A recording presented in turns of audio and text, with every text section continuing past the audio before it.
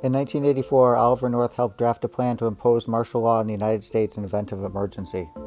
Mr. North's proposal would radically alter American government by executive order in a time of crisis. Didn't any moral bell go off in your head?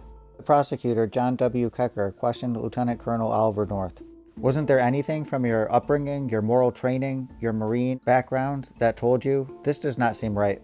Oliver North said, I was raised to know the difference between right and wrong.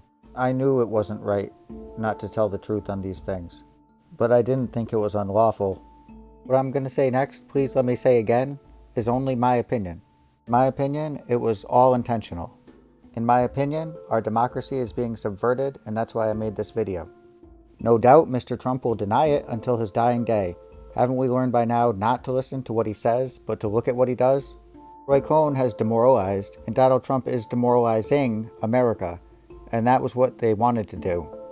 The norm breaking that plays up divisions, tribalizes, and shreds our social contract, that is their bottom line. That's the goal.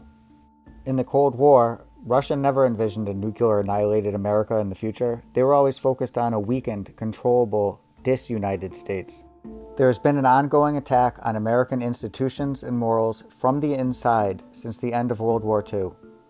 Roy Cohn fixing the Rosenberg executions, McCarthyism, corrupting public transportation, the first hostile corporate takeover, and then near destruction of the Lionel Train Corporation, the court battles, the political gossip, prenuptial agreements, cheating on taxes, continuing to be sexually active with AIDS. Donald Trump wrecking a professional football league, the consumerism, junk bonds, buying one, then two, then three casinos in Atlantic City. The third casino wasted more than $1 billion just in construction, rounds and rounds of bankruptcies, cheating on taxes, the housing market crash, the birtherism, child separation, spreading the coronavirus willfully. In my opinion, our democracy is being subverted.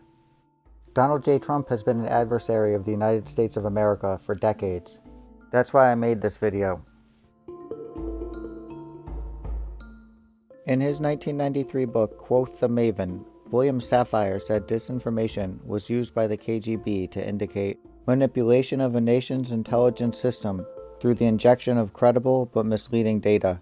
Former Romanian secret police senior official Ihan Mihai Pasipa wrote about disinformation history in his book, Disinformation, in 2013. Mr. Pasipa recounted reading Soviet instruction manuals while working as an intelligence officer that characterized disinformation as a strategy used by the Russian government that had early origins in Russian history.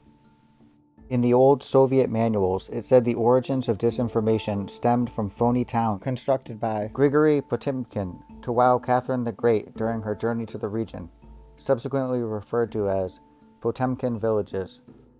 This was back in 1793 on the Crimean Peninsula.